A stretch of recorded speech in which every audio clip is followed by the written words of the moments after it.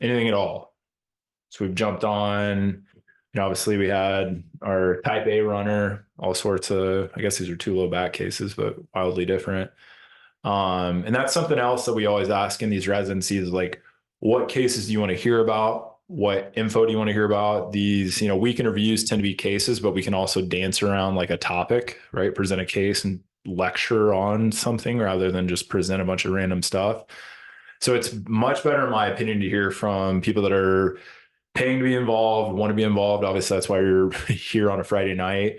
So if you give us info, present a case, which, I think you guys are all students for the most part. So that's, maybe not kind of in flux for you guys, but like, let us know what you want to learn about. I mean, that's how you're going to do it. And what I don't want to do is throw out red herring cases or see how good we are.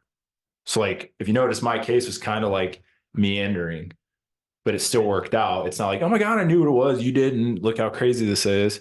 The other thing we're going to be doing is bringing on a lot of other professionals, like our chronic pain coach in here is a nurse practitioner in children VR. He's going to be bringing in some cases that would be things that we might run into, right? That he's seeing referred into the ER. We have a neuropediatric resident that's probably going to be in here, a couple other people. So some different things, but it'll always be in the realm of things that could show up in your office. So just kind of have a bigger purview on that as well. So look forward to that. So any questions on Alex's case? If not, we can jump into general questions, even if it's questions about the residency and stuff like that. All right. Any other questions besides how old is Sloan's Zoom profile picture from St. Louis Museum going on the slide? I thought it's like really small. I thought it was nice.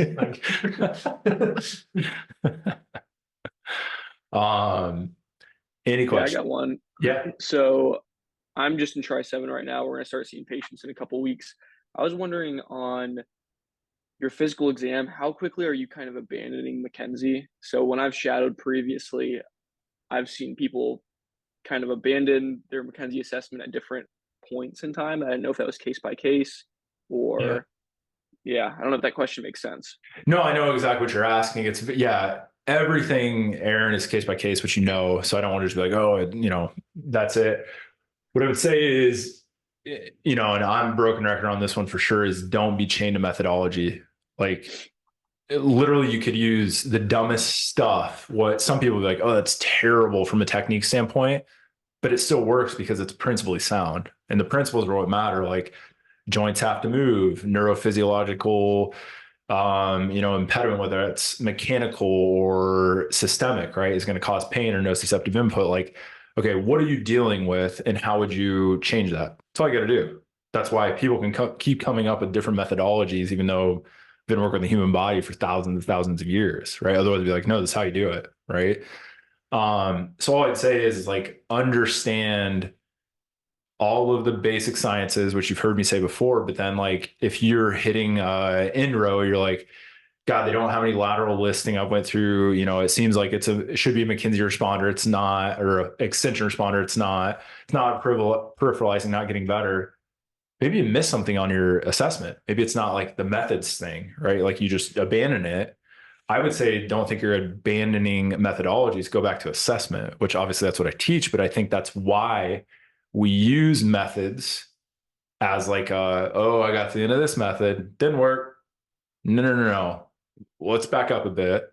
Why did you even have to go through that methodology to the point you're like, I got to abandon it? You probably didn't know what was going on. Right. So if you, again, I'm not saying with anybody, I don't think you ever know what's going on 100%. It's a human. There's always unidentified territory. But with like the guy I was talking about, I knew what was going on. So like, I could have literally adjusted that guy. I could have just said, I'm just going to adjust his lumbar spine every time he comes in. I think it would take me 5 times as long, but I'm kind of doing the same thing, right? I'm trying to get his lumbar spine to move, right? Or his TL junction, thoracolumbar junction, whatever you want to call it. Cool. Well, whatever you want to do for that, that could be a personal trainer. I think it's going to take them longer than it would us, right? But it's all how you kind of dance around that. So I just say like, learn all the methods and then be like a chef, right? You go to culinary school and they're like, dude, I'm gonna do my own thing. Like, and that doesn't mean you're bastardizing stuff or you're moving away from principally based things. But I'm just such a matter of fact person of like, McKinsey, ART, DNS, they're not principles. You with me on that? I'm a fan of all that stuff. They're not principles. Principles are science, anatomy, biomechanics, physiology, biology. Those are principles.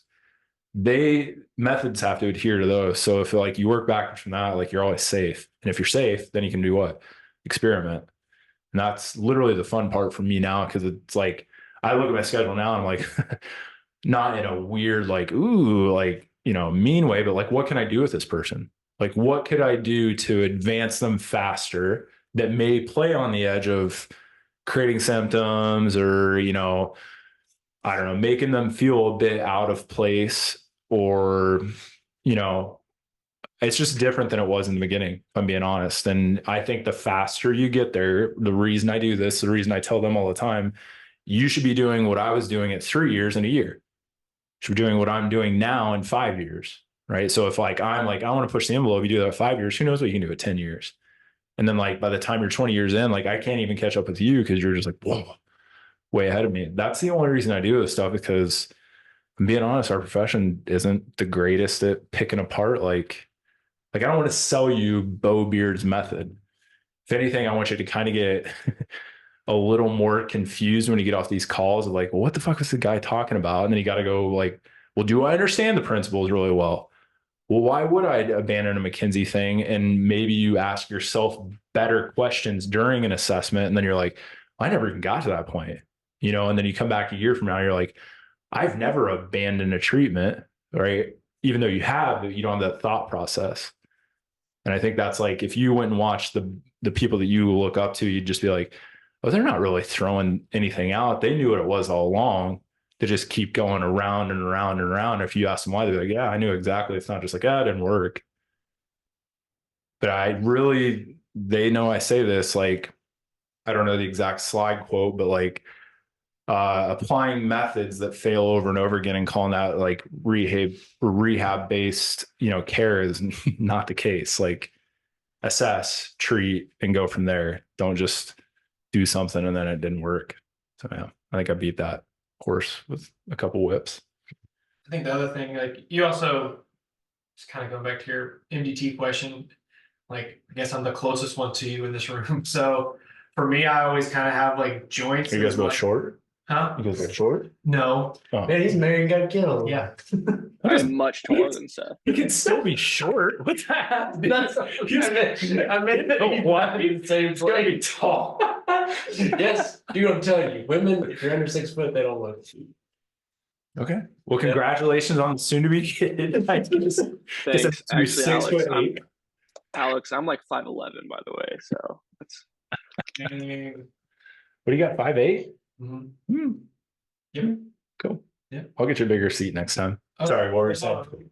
Just rise to the occasion. Ooh. Okay. Sorry, what were you saying? I always kind of, you talk about McKinsey. I always kind of have like joints as like the top thing on my list of like, you go through like, audits of like what you kind of put as like your top of the list. In my opinion, joints to me kind of has to rule the roost almost, in my opinion, on that one. The joint doesn't move very well, and you're obviously not going to have like synergy around the muscles around that entire joint as you should, right? So that's kind of why I personally put that up there first. So if I go in and palpate somebody's low back, it doesn't move into whatever range of motion I want it to, I'm using McKinsey. If I go and palpate and it does move to the range of motion that I want, there's no restriction, I'm probably not using, I wouldn't say probably not, I'm not using McKinsey, right?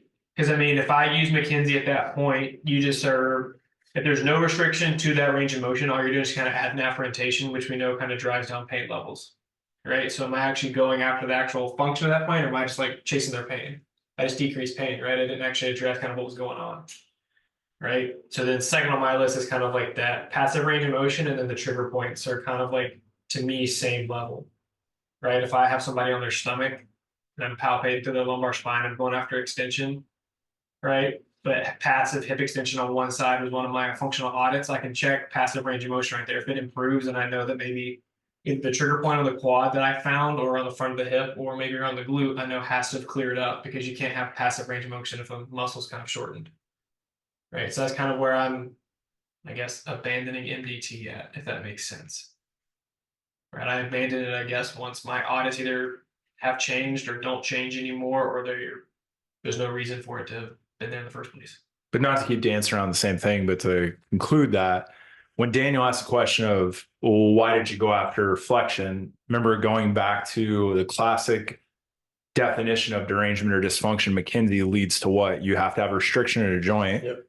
So if you don't, and I bring this up all the time in art of assessment, if you don't have a restriction in a joint and you're going after McKinsey in that plane of motion, just because that's the typical plane of motion to go through, extensions for lumbar spine because it's a disc problem, you're actually working against the methodology. So you're not being principle or methodological at that point.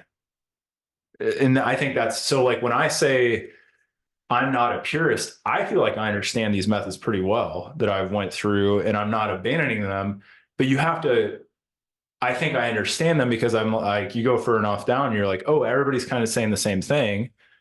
And if I don't understand something, I'm going to chase that thing pretty hard. I'm going to go take those classes. I'm going to understand it. So I'm at the point where I'm not necessarily going to take more seminars to learn more. I will learn something, obviously. There's no way you know everything, but it's more to cross-reference. Well, does that match up with what I've learned before? What is new or different? Why is the new or different stuff out there? Because if you've done it a while and something's new or different, it's either one or two things: wildly novel and good, or bullshit. It's the only options. And there's going to be less and less of those things as you go through your career. And those are the things you're chasing. And the more you realize, like, oh, I've been over this, it's just a different approach, right? Stecco, acupuncture, ART, like they're all the same. They are literally all the same. They look very different. They are the same. And the more you realize that, that's why the old Neurodynamics Congress went down. You're like, oh, well, God, I can just be nuanced, but play around the same principles. And I'm 10 times better without having to feel like I've got to do 18 different methods. You're just being a practitioner. And I know that sounds crazy, but that's a surgeon doesn't have, yeah, they may have an anterior approach to a hip replacement versus, but that's like, I wouldn't even call that nuance. They're all still planning, they have to go through fascial planes to make sure scarring is appropriate. Like it's all the same principles at play. It's not these massive like gaps like our profession. I think that only exists because of lack of understanding of basic principles. And I know that's a hard sell for a lot of people, but that's my take. You have like playing the different like you said, they're all talking about the exact same thing. Like we've talked about it before. I know at some point, I guess the whole office has talked about it. Like, I don't know, in my head, like if you're doing like a McKinsey side glide, to me, that is no different than if I lay somebody on their side and do like a dynamic opener. Yeah. That's the exact same thing. No different. Yeah. All you got neurodynamics, which is calling it a static opener or a dynamic opener. Then you have McKinsey, which is called a side glide. Or you could have a joint, or Rich Holm come in and just do like a loaded, lateral opener with a kettlebell, and you'd be like, oh. you've got a suitcase carry in there. So it's all the same. And it's where does it fit in with that exact patient from their beliefs and what they need and what they expect and all that stuff. But yeah. I mean, we talk about this all night, and it's kind of fun to talk about it. But at the same token, we had a patient today that's a really good friend of ours. And she goes, my mom took me to a soft touch chiropractor when I was a kid. They put special shoes on her so they could measure leg length. And they literally did little touches and then they go measure leg length.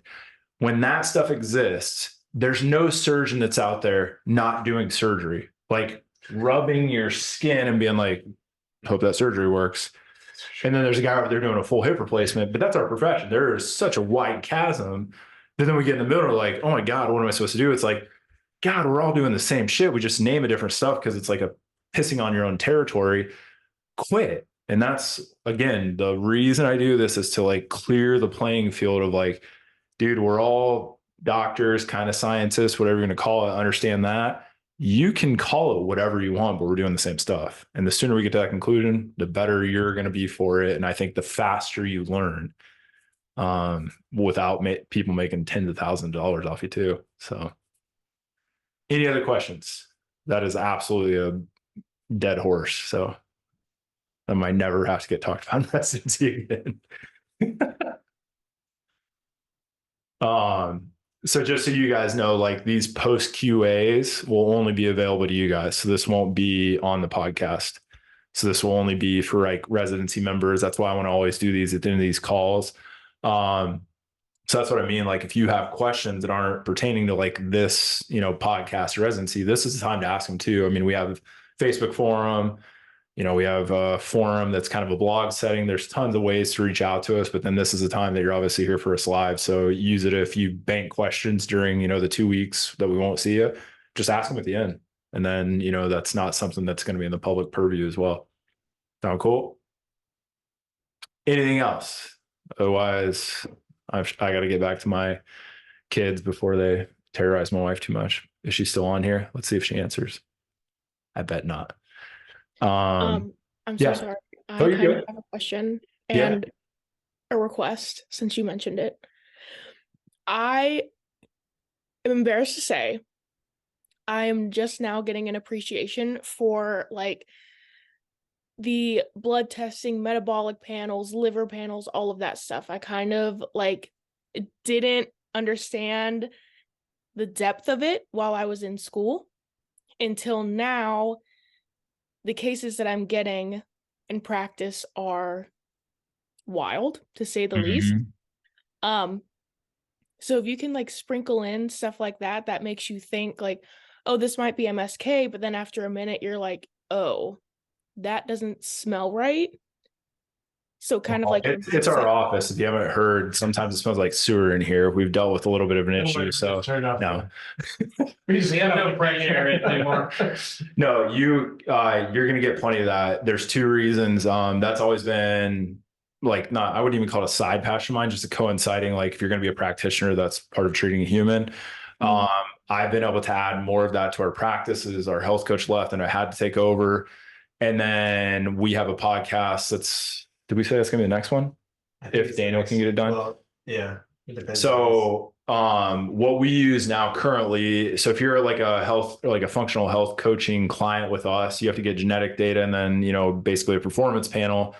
So all of our other docs, Daniel, Alex, Seth, all got that done. Genetic panels and lab panels. I'm going to go over that all of theirs on the next podcast.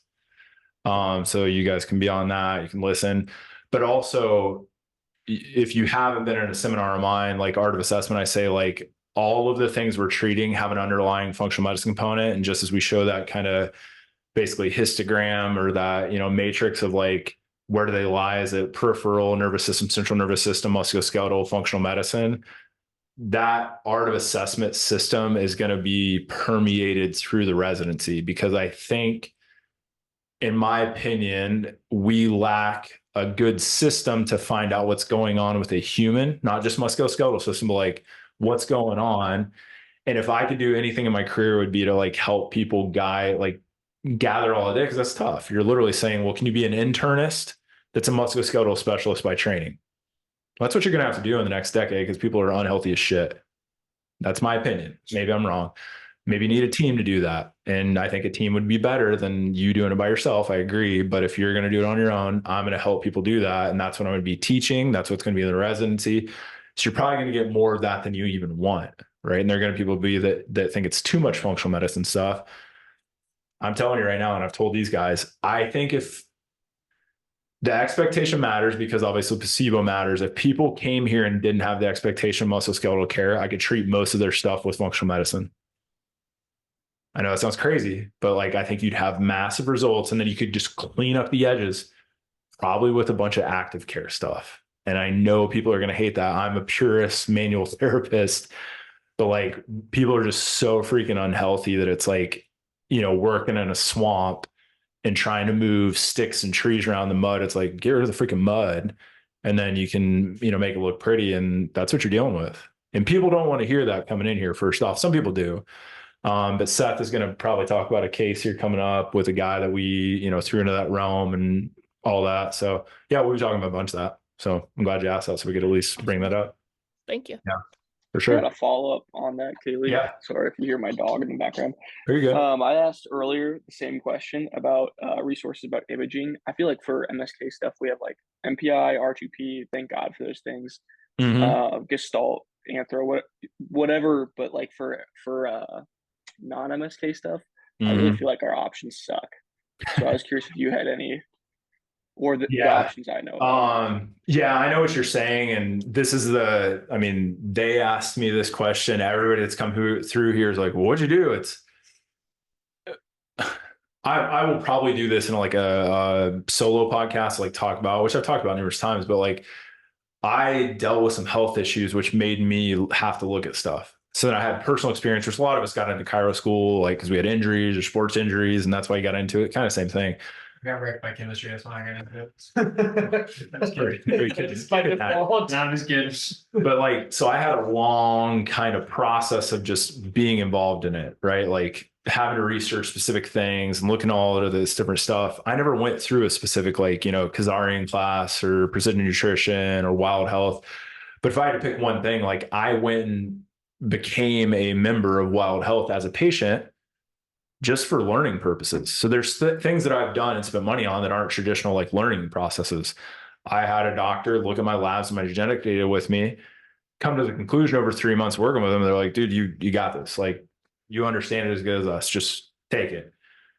But that wasn't a class. Now they do have a class. That's their $6,000 class through Wild Health you could take. I'm going to say if I had to pick one, that's what I'm picking right now for sure. And they have, a practitioner,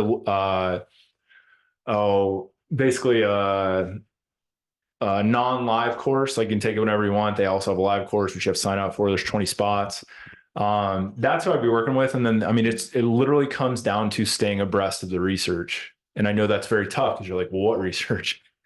Like, for example, I'm going to still create a tendinopathy class, but as I was creating a tendinopathy class, I realized like, God, there's so much funk med stuff behind this tendinopathy class. Well, then there's so much funk med stuff behind every system of musculoskeletal health.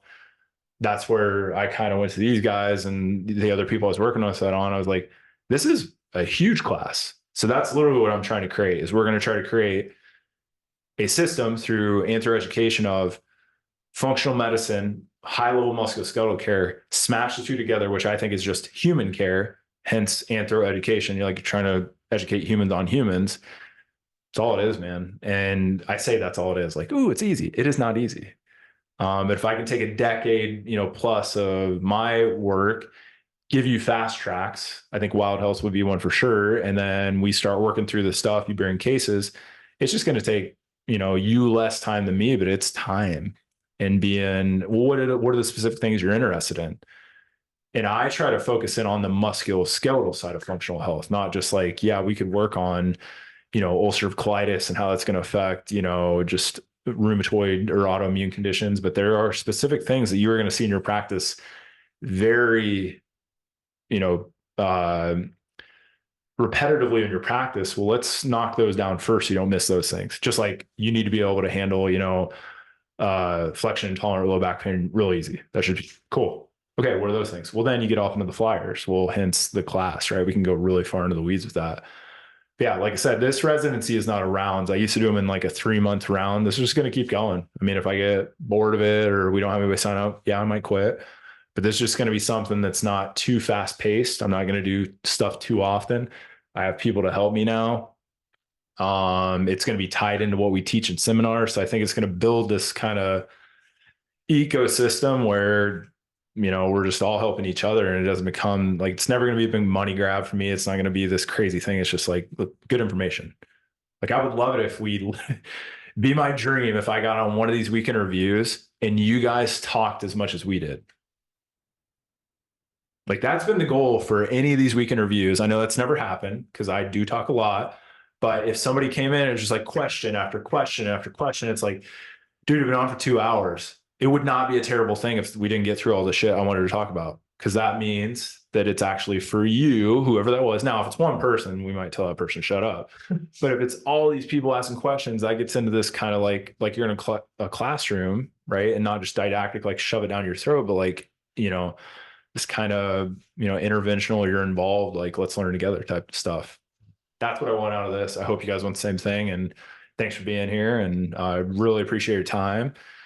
Spread the word. I know we had a lot of people that wanted to sign up or, maybe just couldn't be here tonight, but I'd like to get a decent group. So there's always some people on these. Obviously you're not going to be able to make all of them, But I think a little bit of a group helps just the discussion kind of thrive. Sound cool? Anything else tonight? Or we'll get off here. Well, cool. And again, if you have any questions outside of this, use the Facebook page. Did you guys all get an invite? Should have gotten an invite from me. No? You probably just said. So Facebook groups have an email invite. So what I was afraid of there is that email not being your Facebook email. Yeah, because I'm not friends with everybody on Facebook, and I kind of looked for some people I couldn't find you. So I added the email that you signed up for the residency, which I knew might be an issue. So what I will do, or what you could help me do, is like ask to be my friend on Facebook. Because then once you're my friend, I can just invite you to the residency page. So if you can do that, that would help me out a ton. And then for future people, I would figure it out, because obviously that email invite thing doesn't work. Because I know I invited Aaron, you signed up today, right? So I invited you right after you signed up, I think. Yeah, I think it was yesterday, but my Facebook is like super small, so I'm not sure if I even have my email link to it. And if you guys don't want to use that, don't worry about it. That's just an easy, like I post the Zoom links for this in there besides email. It's just kind of an easier, because Squarespace, where we use for our member site, doesn't have a forum. So I have to use blogs. So I wanted some place you could just put general questions. We had people put case studies in there before. So it's an easiest place to do it, basically, in my opinion. But if you guys don't want to use that, we can use blog posts in Squarespace, and you can literally, send me a message. We can create a blog post, and then people can just like use quorum below it, and we can create stuff like that too. So we can make it work. Sound cool? This is just an idea too, but Yeah. I know several groups that use Discord, and they seem to like it, but I'm not like in charge of moderating. Yeah. I looked at that. The plugin for Squarespace is kind of clunky. But yeah, I was looking at like there's member space and Discord that you can plug in. I was just trying to keep it, because when it's behind a paywall, it gets tough. Yeah. So I don't know anything about that, but I know some people use it. Because if I do the Discord, then it's out in the public, and I kind of have to hide it. And it just gets tough. So yeah, Gotcha. I'm open to ideas. If you guys find anything or anything like that, let me know. All right, y'all. We'll get off here for tonight. The next week in review, almost a grand rounds. Can't say that anymore. Next week in review should be, and this is what we're going to do.